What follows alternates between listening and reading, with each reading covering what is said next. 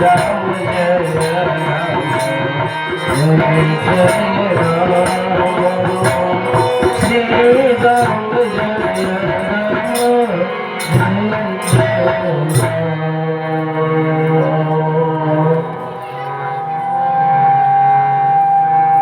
उपस्थित सतगुरुदेव भगवान भागवत चरणा प्रेमी सज्जनों, अवध की ललाट पर रखते हुए नित्य लीला में प्रविष्ट है श्री सीताराम जी महाराज सदा ब्रजमान अंजनी नंदन पवन पुत्र बलवंत श्री राम कथा रसिक पूज्य श्री हनुमंत लाल जी महाराज इस रामचरितमानस का रचिता प्रणीता पूज्यपाद गोस्वामी तुलसीदास जी महाराज प्रातः स्मरणीय श्री साकेतवासी बाल ब्रह्मचारी तपोनिष्ठ कर्मनिष्ठ ध्यान मूर्ति संत शिरोमणि श्री गुरुदेव भगवान साहित्री श्री चरित्रों को चरितार्थ करने वाली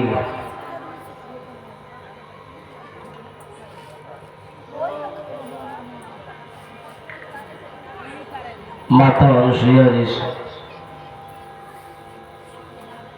साहित्य से चरित्रों को चरितार्थ करने जगत जैसी जैसी माता अनुसुईया के अंतर पर चलने वाली जगत की पूजनीय वंदनीय अर्चनीय माताएं मानो उपस्थित है।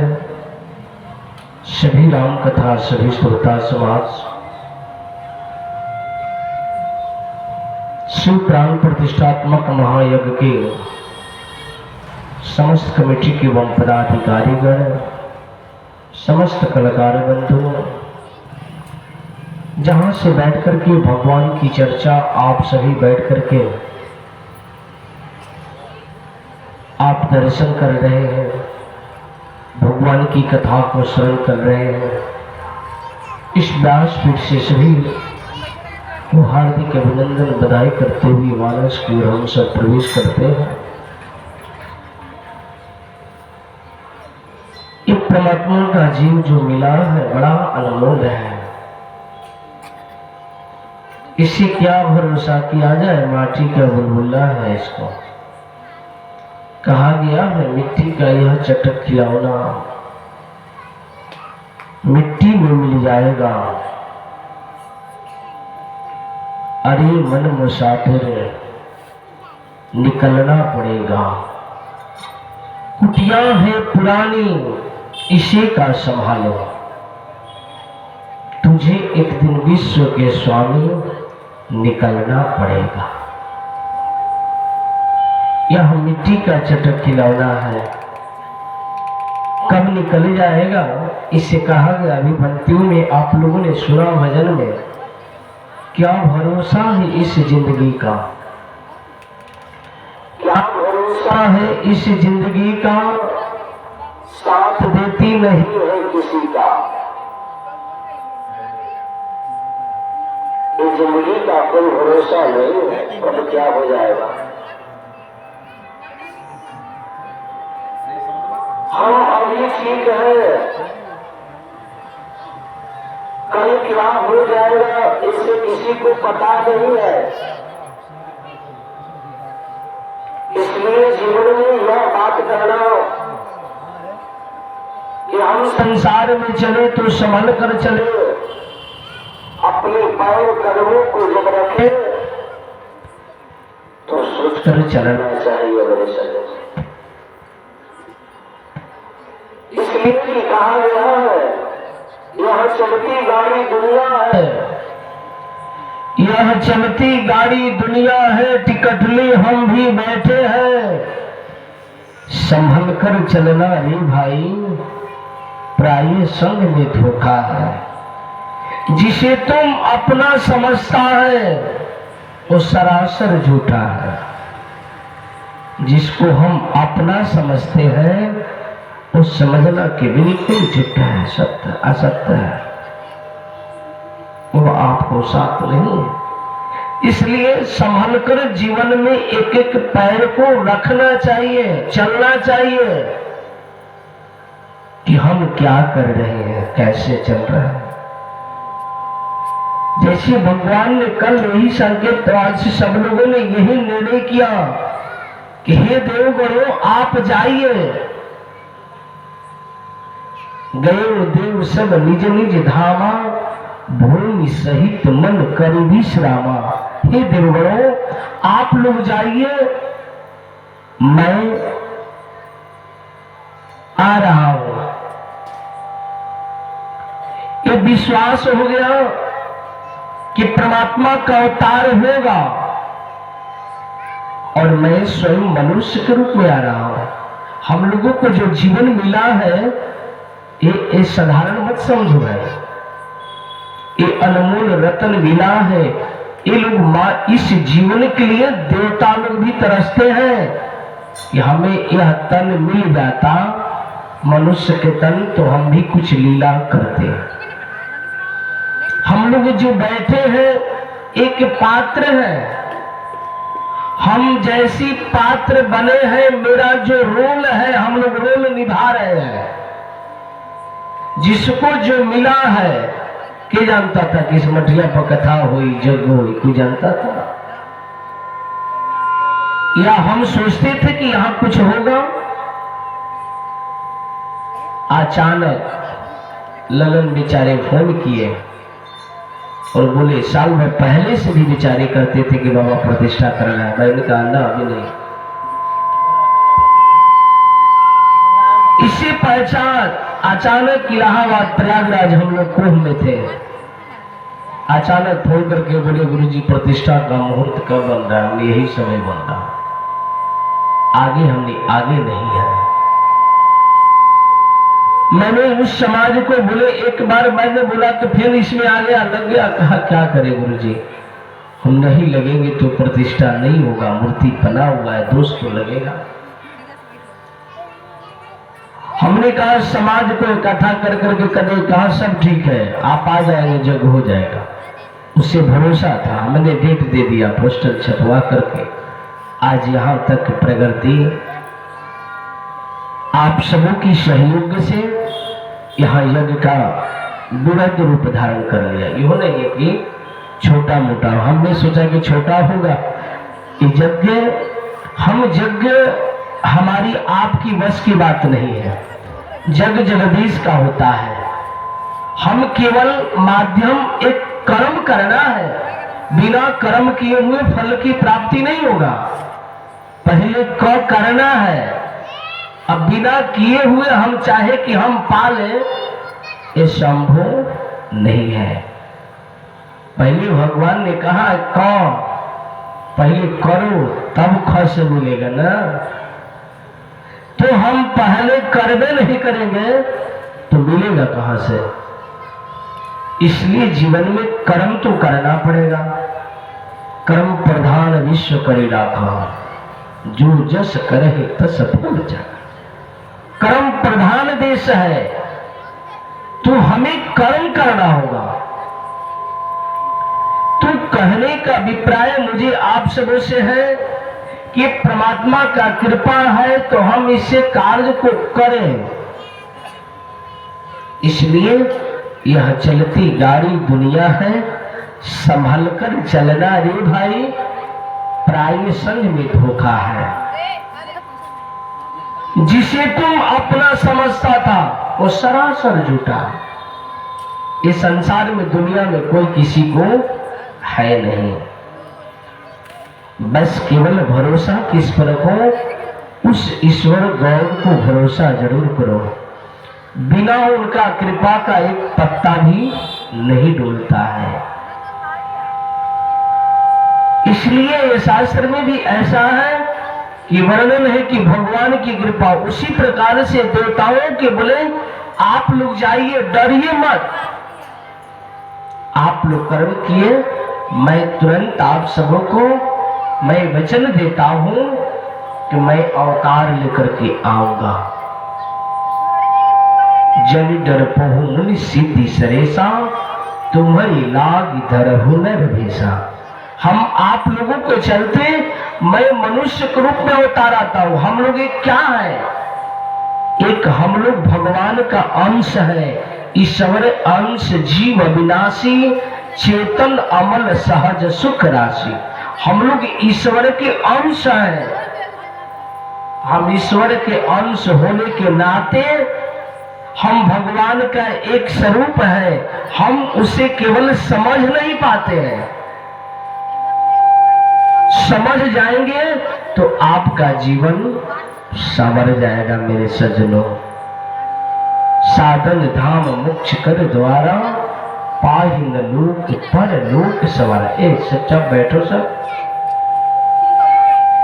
इस लोक से परलोक तक संवारने का साधन केवल मनुष्य को मिला है, और इस मनुष्य जीवन में लेकर के हम अहंकार में इत्यादि में दुनिया में भुला जाते हैं। ये बेकार है मेरे सज्जनों। कहा गया है भजन में, भजन कर भाई, भजन कर भाई, भज सिया राम के, हरे चमक देहिया मन को लगाम के।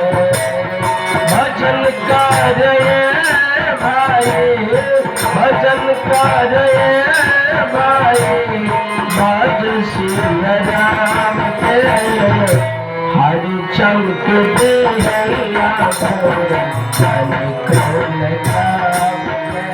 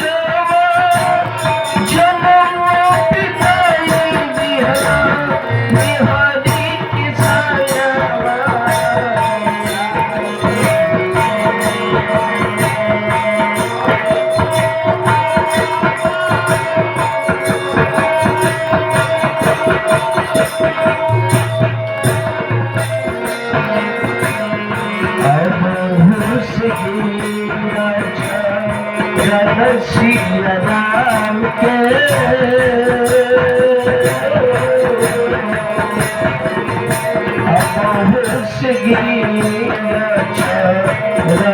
सिया राम के, हरे चमक देहिया मन को लगाम के।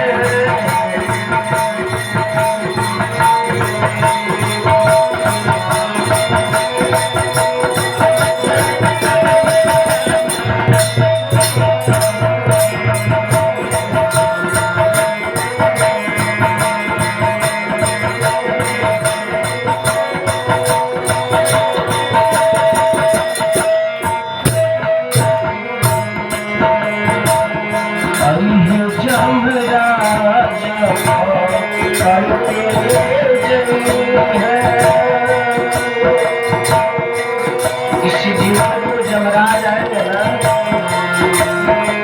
तो पकड़ के ले जाएगा। जमराज देखते ही जो भगवान का दूत जो भजन नहीं करता है, अब यहाँ भी आकर आराम से इसे बचन लगाओ तो आप भगवान देखेंगे नहीं। हो सबको हाथ मिला है तो भगवान के कीर्तन गाओ, ताली बजाओ।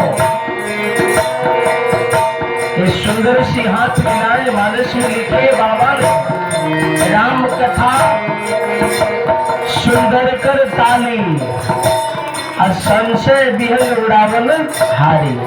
तो भगवान की ताली बजाने से आपका संशय रूपी जो पक्षी है उड़ जाएगा। इसलिए महाराज यमराज क्या करेंगे सुन लीजिए, आपको हम सभी को करते हैं। अरे यमराज करके ले गई है, मरी है कसैया जैसा सब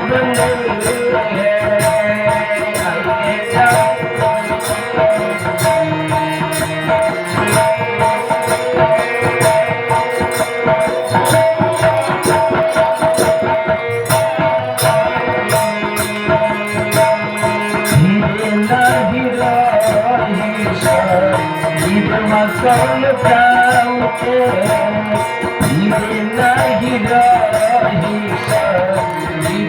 कौन काम के हाडी चमके दहिया को कौन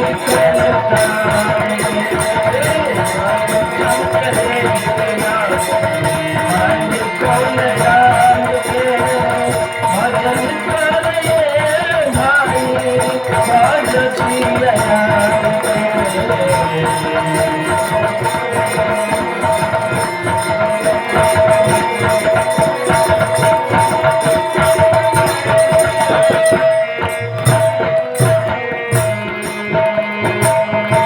यमराज जब आएंगे ना तो पकड़ के ले जाएंगे,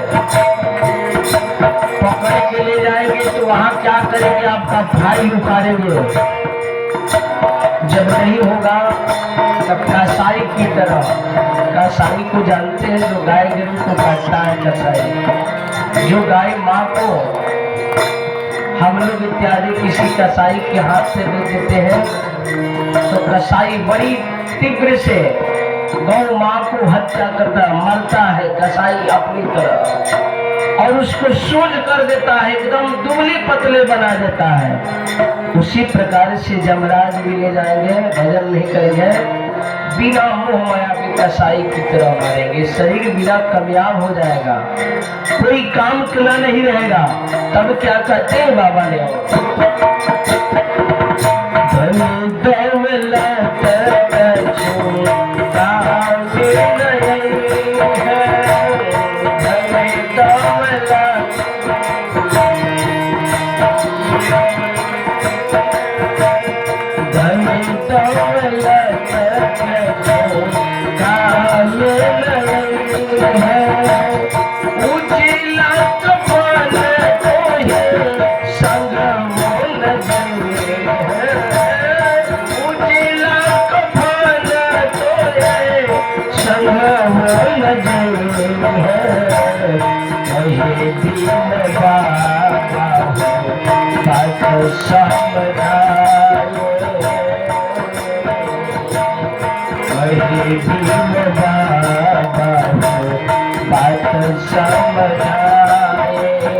भजन कर राम का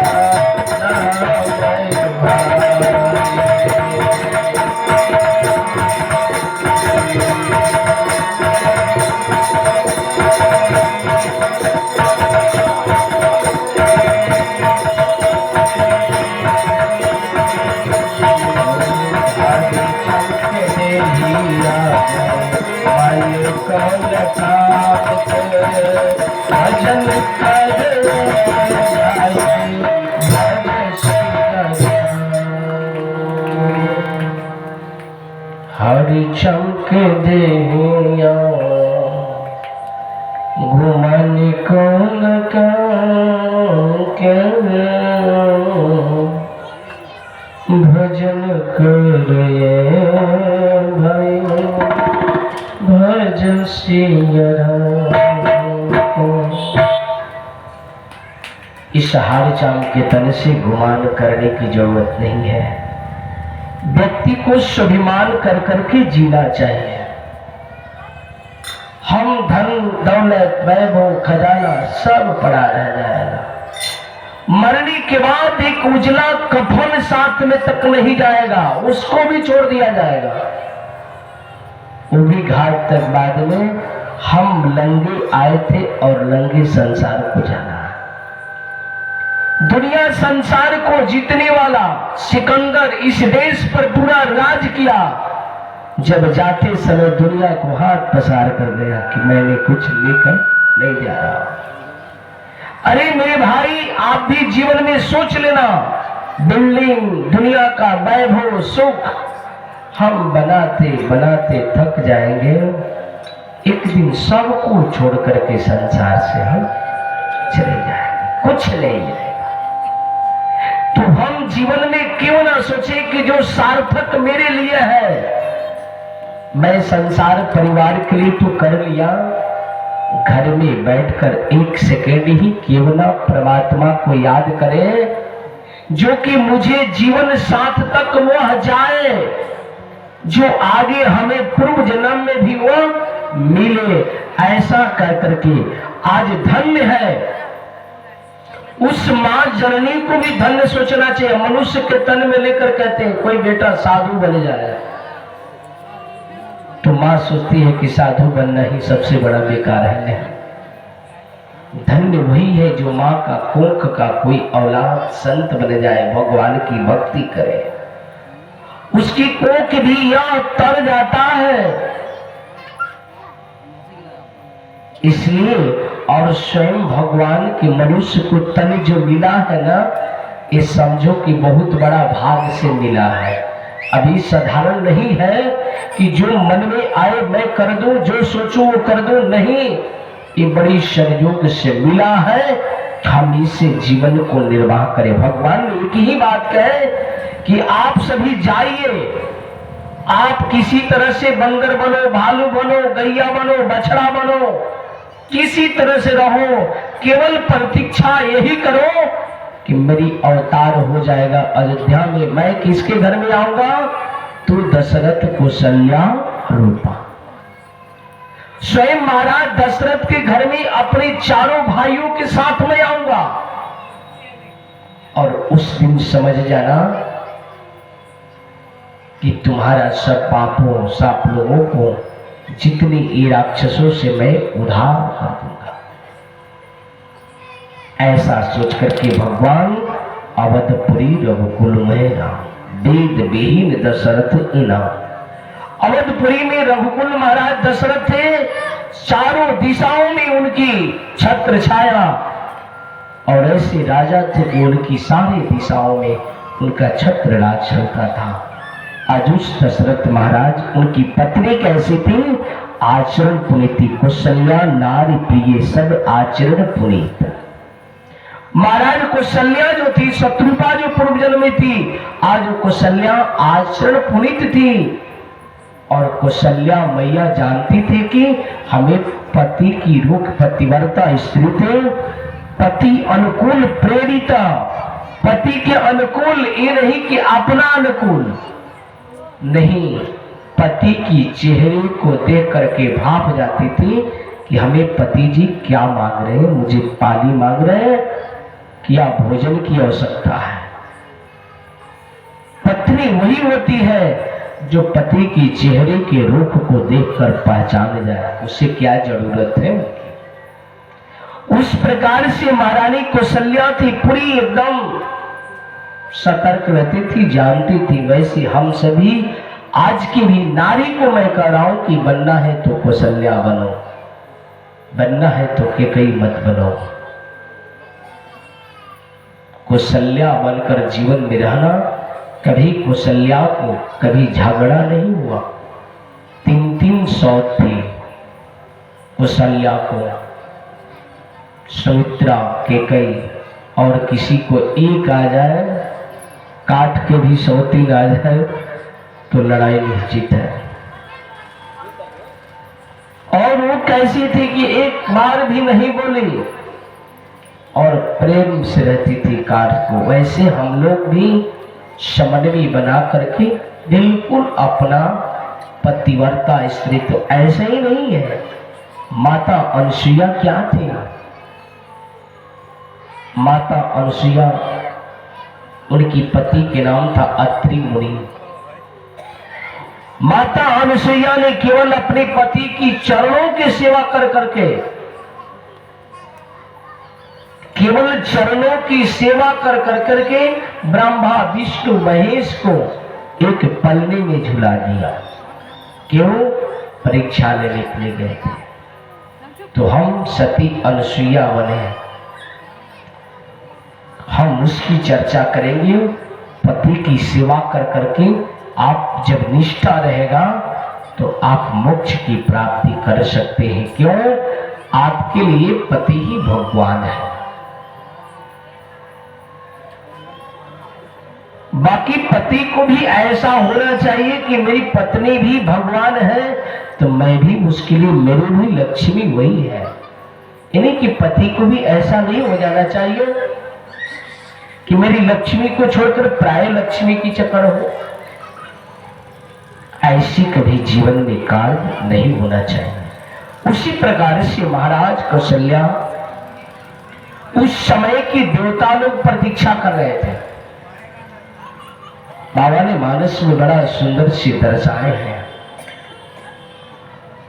मैं एक बात आप लोगों को जरूर बता दूंगा जो मानस से हटकर आप सबों की है। महाराज दशरथ जी का एक ही बार चिंता का कारण हुआ। जब उम्र चौथापन बीत गया, 3 विवाह कर लिए। बच्चे को सब डांटो ना भाई, क्या आपसे जो भी कथा देखेंगे YouTube चैनल पर इसको लाइव प्रसारण किया जाता है। इस कथा के बाद अपलोड कर दिया जाता है। इसलिए आप सब शांति की पर्ची बनाएंगे। बहुत सारे अभी कथा तो कल का डाला हो, तो इसका भी आप लाइव दर्शन कर सकते हैं। महंत राम बालक दास ऑफिशियल सर्च करेंगे, आपका आ जाएगा, गांव का नाम भी आ जाएगा। तो आप सभी शांति की परिचय देंगे तो कथा का आनंद आप सभी मिलेगा। बोलो श्याम रामचंद्र की। महाराज जब 3 विवाह कर लिए तभी तक महाराज दशरथ जी की कोई चिंता नहीं हुआ। बाबा ने मानस में लिखी है, एक ही बार भूपति मन माहे भयउ गलानी मोरे सुत नाये। एक ही बार भूपति मन माहे भयउ गलानी मोरे सुत नाये।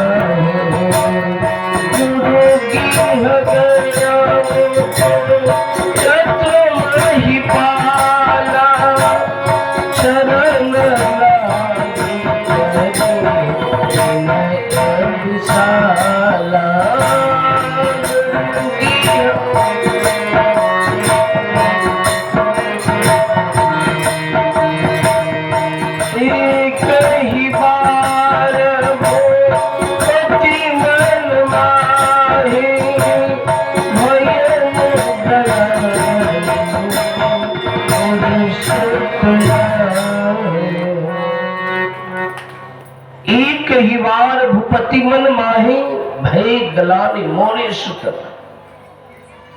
महाराज दशरथ का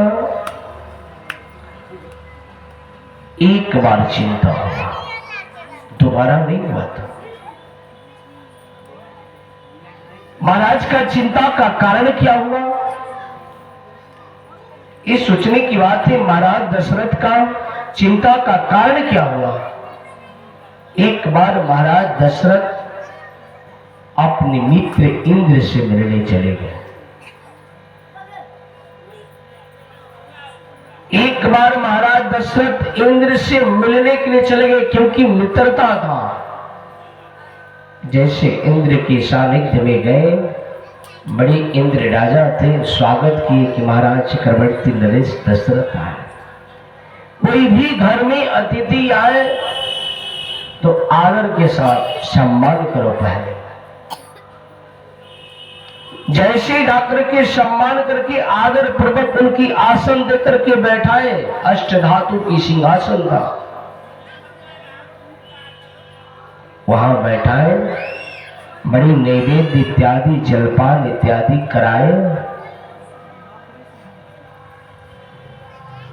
कराने के बाद तत्पश्चात बोले कि बहुत दिनों की बाद आज दया की है, मेरा आज तो बहुत बड़ा खुशी है कि आप पधारे।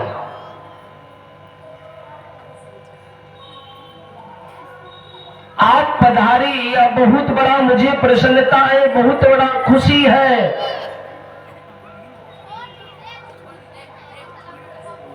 बोले हाँ, आज मित्र मन नहीं लगा, मैं भी सोचा कि बहुत दिन हो गया आपसे दर्शन किए हुए, तो आज आपका दर्शन के लिए मैं ललायता चला। महाराज इंद्रनी के पास बहुत दशरथ जी बहुत दिन तक रहे, कुछ दिन तक रुक रहे, कुछ समय जैसे बिता तो बोले कि महाराज अब मैं चलता हूं। क्यों?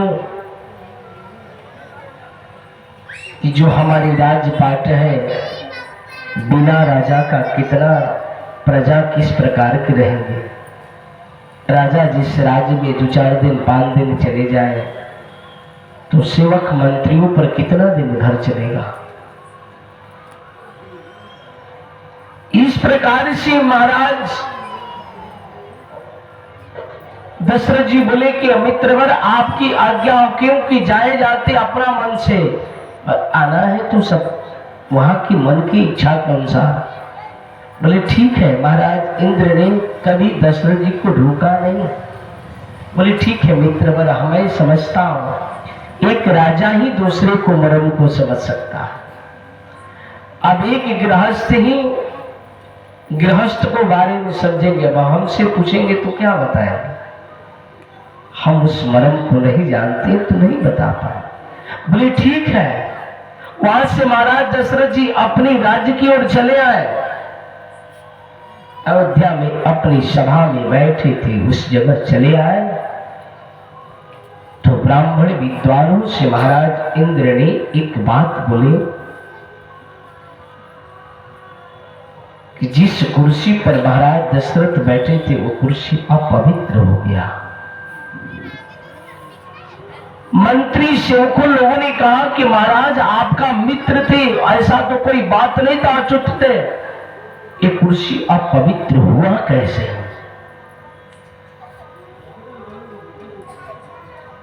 महाराज अब राजा को आदेश को मिले तो भाई पालन करना है, बड़ी को बात तो आप काट के सोच सकते हैं। बोले कि नहीं महाराज, मुझे आप कुछ तो कारण है जो नदी की होते। कहते कैसे अपवित्र हुआ? कहा कि महाराज दशरथ जिस रास्ते पर चलते हो, रास्ते पृथ्वी मां भी डरती है। दशरथ संतानहीन है।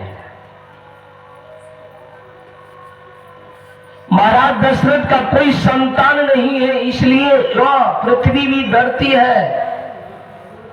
वो अपवित्र हो जा रहा है, जिस कुर्सी पर जहां बैठेंगे अपवित्र हो जाता है।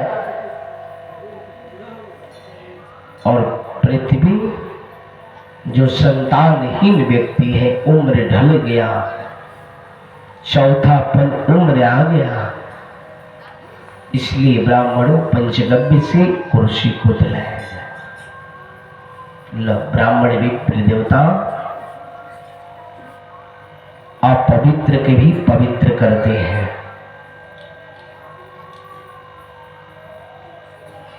पंचगव्य इत्यादियों से जैसे घर में भी दोष लग जाए, किसी को परेशानी ज्यादा है तो पंचगव्य से उसको गौ को या पूजा पाठ कर घर में पंचगव्य गड़वा दो, या पंचगव्य गौ को शुद्धता के साथ घर में 51 दिन छीट दो तो आपका घर पवित्र हो जाएगा। शास्त्र कहता है। पंचगव्य इत्यादि उसी यज्ञ में जो बैठते हैं तो पंचगव्य पिला करके यज्ञ मंडप में प्रवेश कराया जाता है। सबसे पहले आपकी हाड़ को भी शुद्ध कर करके देवता बना करके उस मंडप में बैठाया जाएगा। ये कोई साधारण नहीं है कि यज्ञ मंडप में किसी को पूजा करने का। अगर यज्ञ मंडप में बैठते हैं 21 पीढ़ी तक लोग आपका आवाहन किया जाता है उसमें। इस कुल तक नाना नानी दादा दादी प्रदादी तक वो लोग कहते हैं कि मेरी खानदान में कोई ऐसा पुत्र हुआ कि आज यज्ञ कर रहा है और यज्ञ के साथ साथ जजमान बना है। वो लोग भी प्रसन्न होते हैं। पितर क्या होते हैं? जो हमारे पूर्वज चले गए वो लोग पितृ होते हैं, देवता होते हैं। आप जानते हैं कि पितरपक्ष आता है 15 दिन के लिए। वो किसके लिए? पितरों की पूजा करने के लिए। हम किसी कोपित रहते हैं या किसी कष्टदायक इरादे रहते हैं तो समझो कि पितृ लोग प्रसन्न नहीं है। तो यह यज्ञ में सौभाग्य होगा, उसको बैठने का यह प्राप्त होगा। तो उसके लिए पंचगव्य पिलाकर ब्राह्मण विद्वानों ने तो देवर्षि नारद जी उस रास्ते से आ रहे थे। नारद जी देखे कि भाई यहां भीड़ लगा हुआ, मीडिया जहां देखेगा पब्लिक वहां पहुंच जाएगा माइक लेकर के। भाई क्या हो रहा है यहां? तो उस समय के मीडिया का कार्य देवर्षि नारद जी के था। नारद जी वहां पहुंच गए, बोले भाई क्या हो रहा है, इतना भीड़ भाड़ लगा हुआ, क्या कारण बस?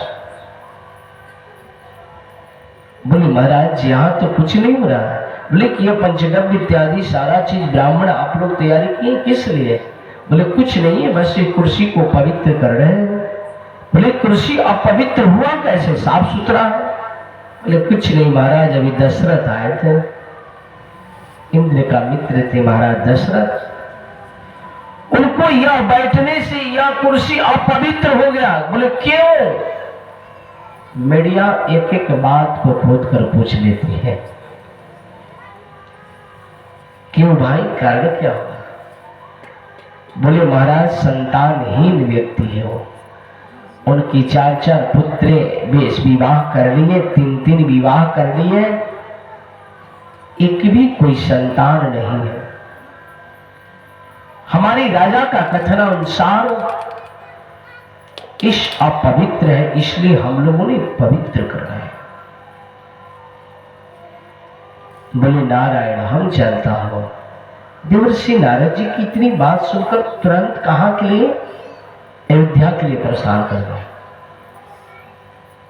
नारद जी अयोध्या के लिए परेशान कर गए कि इस बात को हम महाराज दशरथ से कहें। महाराज आप जानकर मित्र के गए थे और मित्र आपके प्रति इस प्रकार से भाव सोच रहे, हम तो मित्र से बड़ा सावधान प्रेम से मिले और मित्र मेरे प्रति इस प्रकार से भाव हो, ये शोभा नहीं देगा। कि महाराज देवर्षि नारद जी, क्योंकि देवर्षि नारद जी भजन करते हुए, आइए हम लोग भी भारी को भजन करते हुए पावन अयोध्या धाम में पहुंचते हैं। क्यों? यह प्रकार से हुआ, श्रीमन नारायण नारायण नारायण श्रीमन नारायण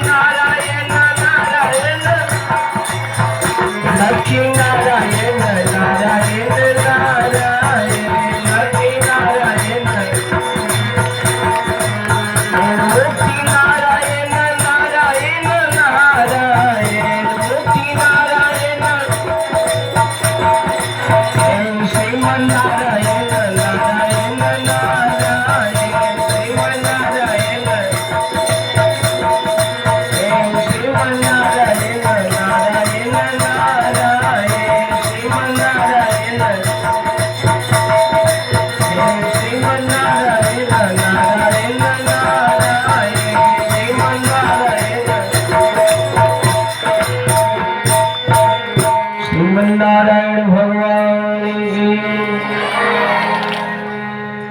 देवर्षि नारद जी अयोध्या पहुंच गए। महाराज जैसे अयोध्या पहुंचे,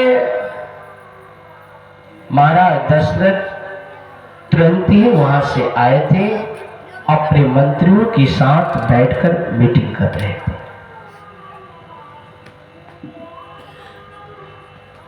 जैसे सेवकों के द्वारा पता चला कि महाराज देवर्षि नारद जी पधारे हैं, महाराज दशरथ बड़ा प्रसन्न हो गए। अगर सुबह सुबह उठने के बाद ब्राह्मण की दर्शन हो, संत की दर्शन हो, माता पिता का दर्शन हो, तो जीवन में समझना कि तुम्हारा जीवन का भाग उदय हो रहा है। और जैसे माता पिता मिले तो तुरंत उसी जगह प्रणाम कर लो। मन से नहीं है तो मन से प्रणाम करो माता पिता को। अगर जिस दिन से तुम कार्य कर कर देखना, ये कहना कि तुम्हारा जीवन परिवर्तन नहीं हो गया, तो कहना कि भीम बाबा ये बात क्या कह रहे थे। महाराज उसी प्रकार से दशरथ जी सोचे कि आज जैसे मंत्रिमंडलों की बैठक जैसे मैं बुलाया, एक सूचना दिया, तुरंत महाराज दशरथ जी तुरंत सम्मान के साथ गए। मुनि आगमन सुना जब राजा, मिलन गई सब विप्र समाज। विप्र विद्वानों के साथ जाकर के सम्मान पूर्वक देवर्षि नारद जी को बुलाए और चरण को धोए। सबसे पहले चरण को धो करके महाराज दशरथ चरण को धोने के बाद आसन पर बैठाए, नैवेद्य जलपान इत्यादि कराए। आते ही नहीं बोलेंगे कि क्या कारणवश कुशलता है बताइए। आज के लोग चले जाए तुरंत कहेंगे बाप रे बाप क्या बात बा। इस गांव के लोग चले गए, हमारे कमेटी के सदस्य सुबह सुबह तो उसको लगेगा कितना गगरा के पानी गिरा, पैसे में के लिए आए गए हम लोग। नहीं, तुम्हारे जीवन के उद्धार करने के लिए हम लोग सोच रहे हैं, 1 रुपया दान तुम्हें जाकर के सार्थक भगवान में लग जाए। इसके लिए कल्याण करने के लिए देखा सूत्रधारी समझ कुंभकर्ण के पत्नी के नाम हम निद्रा देवी, बोलो सियावर रामचंद्र की। इसलिए कथा में जब सुने लगे तो समझो कि कुंभकर्ण की पत्नी तुम्हें सता रही है। जैसे महाराज नारद जी पहुंचे, बड़ा सम्मान से बड़ा हर्षित के साथ मिले। जलपान हो गया, तब बोले महाराज, दशरथ जी स्वयं बोले कि महाराज है ये सौभाग्य है, मैं भी तो अभी बस जस्ट ही आ रहा हूं। नारद जी पॉइंट जोते थे कि कहां से आ रहे हैं, मैं भी अपने मित्र इंद्र से मिलकर के ही आ रहा हूं। देवर्षि नारद जी बोले क्या, मैं भी तो सरकार वहीं से आ रहा हूं। नारायण मित्रवर तो ठीक है, बोले कि हाँ सब कुशल है, कोई कष्ट नहीं, कोई दिक्कत नहीं है। बाकी आपको मित्रवर का जो आप पूछ रहे हैं, मित्र आपका ऐसा भाव नहीं है। आप जिस कुर्सी पर बैठे थे, आपका मित्र आपको आने के बाद पंचगव्य से धुला रहे थे। बोले क्यों? बोले कि महाराज मित्रवर हमारे कोई संतान, दशरथ संतानहीन व्यक्ति है। नारायण, मैंने उसी जगह से अभी आ ही रहा हूं, मैंने सोचा कि आपको ये बात को बता दे। देवर्षि बोले नारद जी कि मैं नारायण चलता हूं। नारद के काम ही था संकेत करना। देवर्षि नारद जी वहां से चल दिए। महाराज देवर्षि नारद जी जब चले ना,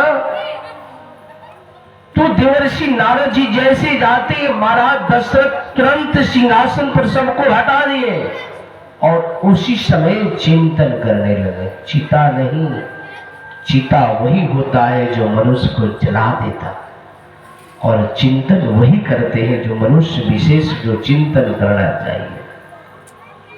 मनुष्य को सोचना चाहिए, बैठकर एकांत में हर एक मनुष्य को 2 मिनट समय देकर सोचना चाहिए क्या करना चाहिए जो जीवन की सार।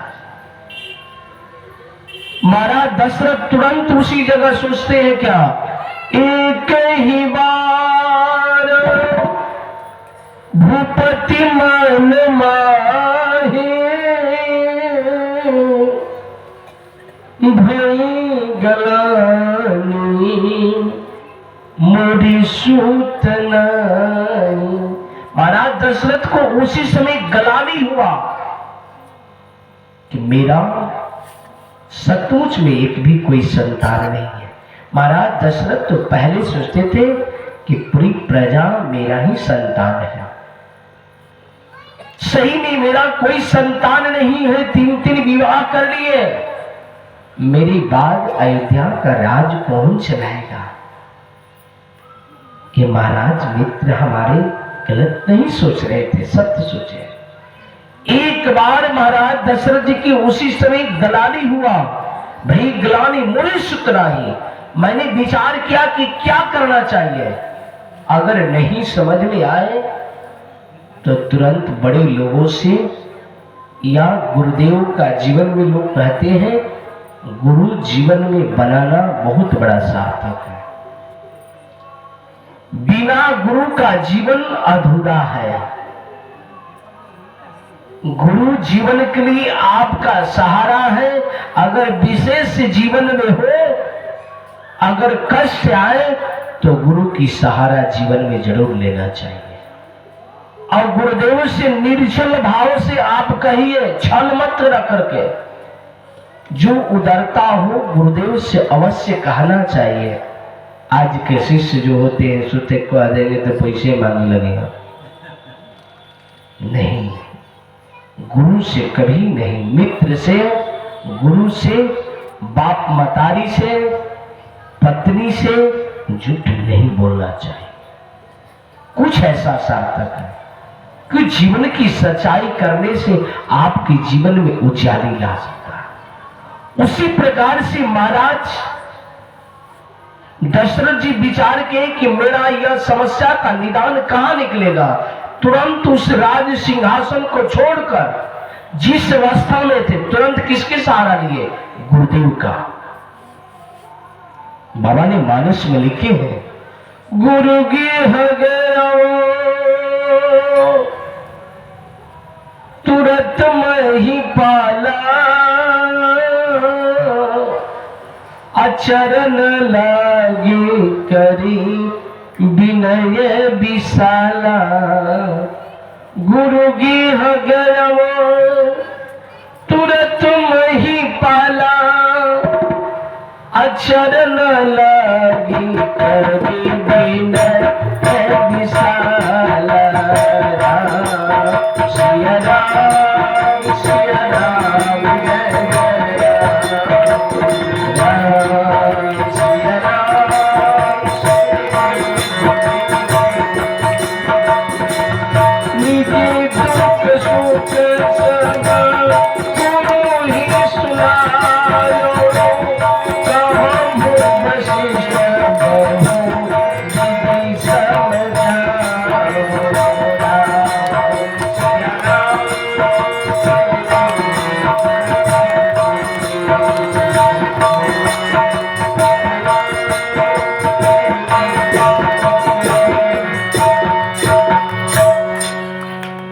महाराज तुरंत किसके सहारे नहीं, गुरु जी की। गुरु जी गए, गुरु जी की घर गए, गुरुदेव को नहीं बुलाए, वहां स्वयं घर गए। गुरु जी गए तुरंत महिपाला, चरण लाग कर विनय विशाला। गुरु जी के चरणों में साष्टांग दंडवत किए। पाहि नाथ के पाहि गुसाई, भूतल प्रभु लकुट की नाई। जैसे गुरुदेव के शरण में गिर गए और बोलने लगे, निज अपना, दूसरा का सुख दुख नहीं कहते, निज दुख सुख सब गुरु ही सुनायो। गुरुदेव महाराज जैसे दशरथ को देखें तो गुरुदेव तुरंत चिंतन करें कि महाराज दशरथ आज मेरे पास अकेले बिना मंत्री संतरी किसी को नहीं लिए आज मेरे पास आए, क्या कारण? बस महाराज दशरथ के चेहरा हंसता हुआ था, आज मेरे पास कुमलाया हुआ चेहरा, उसका कारण क्या है? तुरंत गुरुदेव बोले क्या कारण? निज दुख सब गुरु ही सुनाओ, कहो वशिष्ठ वो विधि समझाओ। जैसे गुरुदेव से सुनाए कि गुरुदेव सब कुछ आपकी कृपा से मेरे घर में भरा है, कोई कमी नहीं है गुरुदेव। बस कमी क्या है कि मेरा घर में कोई संतान ही नहीं है, मेरे घर में कोई नहीं है। बस एक ही आपकी कृपा होता तो मेरा घर में हो जाता जैसे दुनिया का सब कुछ महल बिल्डिंग हो, बिल्डिंग बना हो, अब घर में कोई संतान नहीं हो, लड़का नहीं हो तो घर सूना लगता है। उसी प्रकार से महाराज दशरथ को कहते हैं कहो वशिष्ठ बहु विधि समझाए। बहुत प्रकार से वशिष्ठ जी समझाए कि दशरथ अरे तुम धैर्य रखो ना। तुरंत ध्यान लगाकर देखे तो बाबा ने लिखते हैं धीरज धरो हुई है सूत चारे अत्रिभुवन विविध भगत है हाय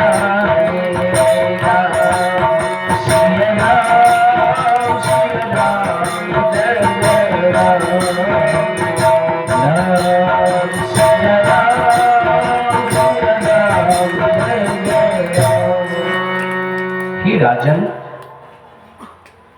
तुम धैर्य रखो, धीरज धरो होई है सुत चारी। राजन तुम एक पुत्र की वियोग में हो, मैं देख रहा हूं कि तुम्हें 4-4 पुत्र की अवतार होगा।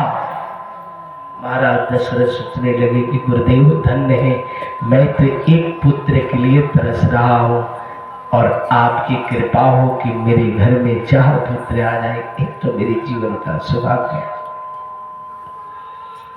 अगर जीवन में विपत्ति आ जाए, हर एक मनुष्य को मैं बोल रहा हूं, आप सबको भी जीवन में विपत्ति आ जाए तो उस विपत्ति में घबराना मत। मानुष कह रहा है कि धीरज धरो मुझे सुतारे, तुम उस विपत्ति में धैर्य रख लो। जैसे धैर्य को धारण करोगे तुरंत रास्ता बीच का निकल जाए। तो गुरुदेव के जीवन में सहारा जैसे लेंगे, आज के लोग कहते हैं कि गुरु के बिना या बिना संस्कार का नहीं। शास्त्र कहता है कि बिना वैष्णव के नाते आप किसी भी ब्राह्मण से दीक्षा ले ले, किसी भी तरह से ले जाए, आप शुद्ध वैष्णव नहीं बनेंगे जब तक आप दीक्षित नहीं है।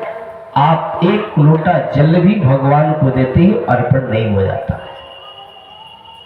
इसलिए कि आपके जीवन में गुरु की जरूरत है। जैसे आप देखते हैं कि बेटिया को विवाह करते हैं तो कन्यादान से पहले दीक्षा लेते हैं, आप शिष्य बनते। किस लिए? कि अगर मैंने ये कन्यादान करूंगा इसका सरासर फल मुझे प्राप्त हो, या कोई भी हम दान उपनिषद कर रहा हो उससे मुझे फल प्राप्त हो। अगर नहीं चाहते हैं तो आपका कर्मों के अनुसार, आपकी कर्म के अनुसार नहीं कर पाते हैं तो आपका पुण्य फल कौन लेता है? देवताओं के राजा इंद्र, वो आधा प्राप्त करता है। जैसे पूजा करते हैं, पूजा में थोड़ा सा चूक किए कि तुरंत इंद्र उसको प्राप्त कर लेगा। तो आप पूजा करते हैं, आप देखेंगे जैसे जहां हवन हो या पूजा करते हैं, एक पल्लू जल गिरा करके तुरंत माथे लगाना चाहिए। अगर नहीं लगाते हैं तो आपका फल कौन प्राप्त करेगा? इंद्र तुरंत उसमें से प्राप्त करेगा। आपका ही पुण्य कर्मों से इंद्र अपना मजबूती बनाकर रखता है। इस प्रकार से जो जीवन में बिना दीक्षा का यज्ञ में बनेंगे, आपको वैष्णव बना करके मंडप में प्रवेश कराया जाए। अब बुरा कहेंगे बड़ा फेरे हो जाए क्या? ये सौभाग्य है कि हम जजमान बनेंगे। ये जीवन का सौभाग्य होता वही बनेगा। पैसा कितना बिल्डिंग हथिया का टोला पधर जाए, बाकी जिसका सौभाग्य होगा वही बैठेगा। धन से क्या हो जाएगा?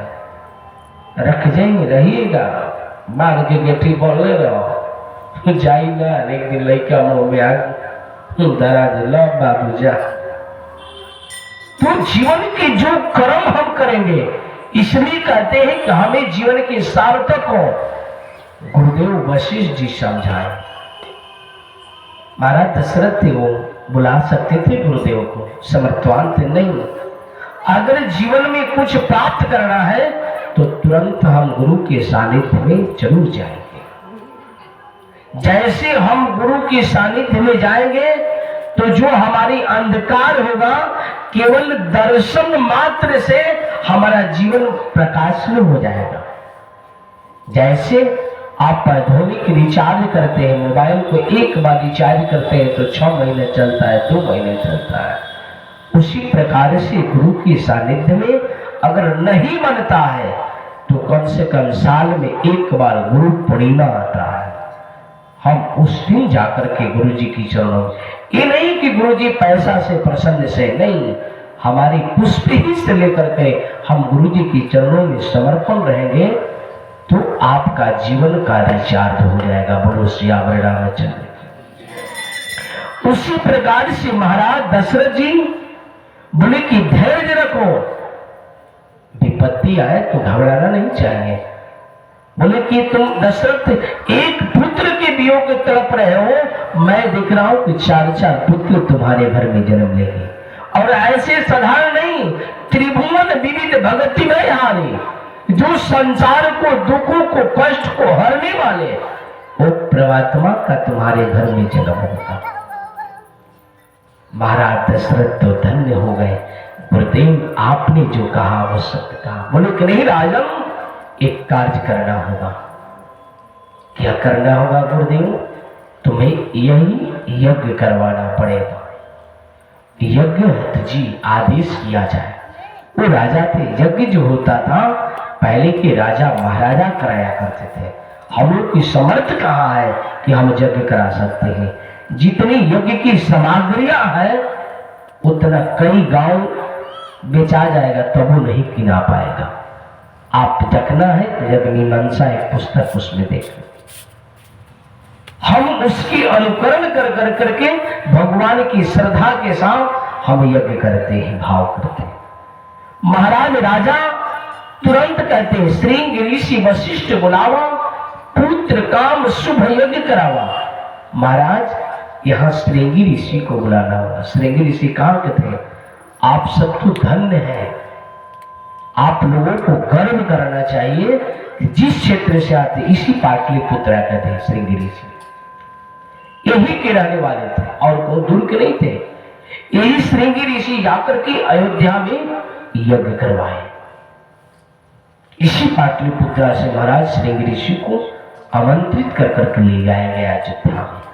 तो ये सौभाग्य होना चाहिए कि हमारे धरती से, हमारे क्षेत्र से महान ऋषि पैदा लिए, जो भगवान राम को, उनकी समर्थ को, उसलिए किस लिए? पुत्रष्टि यज्ञ के लिए। उससे जो मंडप में हाविष जो बनता है खीर, जिसी प्रकार से लिखा है श्रृंग ऋषि वशिष्ठ बुलावा, पुत्र काम शुभ यज्ञ करावा। पुत्र कामना के लिए यज्ञ कराते हैं श्रृंग ऋषि। तो इस कुंड जो बना है, जो संतानहीन व्यक्ति है, भगवान असहाय हो गए, तो भगवान से भरोसा कर करके उसने भी यह कुंड है, उस पर बैठने के बाद भगवान आपका जरूर उस बात को सुनेंगे। ऐसा इसमें भी विधान, क्यों कि पुत्रष्टि यज्ञ अकेले शुभ नहीं हो सकता है, बहुत उसमें विधान है, बल्कि उसकी भाग इसमें कुंड दिया जाता है। जिसके घर में रोग व्याधि से हम परेशान हैं, बहुत ज्यादा पीड़ित है, या घर में हमारी लक्ष्मी का वृद्ध आ रहा है, पता नहीं चल रहा है, या हमारे बच्चे को संस्कार में जिसकी विद्या नहीं हो, पढ़ रहे हैं, हमें कोई आदास नहीं आ पा रहा है, उसके लिए भी इसमें कुंड है। एक कुंड को 21 गो गुण पाया गया है। 21 गो, उसको नाना प्रकार के गुण होता है, जिसकी जो मनोकामना के साथ आप जिस उद्देश्य से बैठना चाहेंगे कि महाराज मैं इस मेरा यह उद्देश्य है, मेरा ये कष्ट है, तो उसके लिए भाग इसमें कुंड बनाया गया है। आप अपना बैठ सकते हैं। कल कुंड का घोषित भी राशि रख दिया गया है। उसी प्रकार से महाराज यज्ञ की रचना कर करके श्रृंगी ऋषि के पास आमंत्रित करके वशिष्ठ जी याद कि वही राजन आप जाइए, यज्ञ की तैयारी कीजिए, मैं श्रृंगी ऋषि को बुलाएंगे। श्रृंगी ऋषि वशिष्ठ बुलावा, पुत्र काम शुभ यज्ञ करावा। महाराज श्रृंगी ऋषि को बुला करके यज्ञ करवाएंगे और यज्ञ से उसी हादिस के द्वारा प्रसाद को मानस की कथा यही संपन्न होगा। और महाराज कल आप इसे सुनेंगे कि महाराज श्रृंगी ऋषि को बुलाकर यज्ञ किस प्रकार से होता है और समस्त रानियों को कल प्रसाद दिया जाएगा। और परसों कल 3 तारीख को इसी जगह से भगवान राम जन्म का उत्सव और बधाइयां वास्तव रूप में आप सभी दर्शन करेंगे। और उस नजारा, उस पल भव्य झांकी को देखने के लिए जो नहीं आएगा वो जीवन भर पछताएगा कि यह क्या हुआ था इसे मटिया पर या टोला पर, हथियाकांड गांव टोला में ऐसी कथा का परसों दिव्य झांकी जो साक्षात यहाँ पर भगवान का प्रागट्य किया जाएगा। बोलो श्याम रामचंद्र की।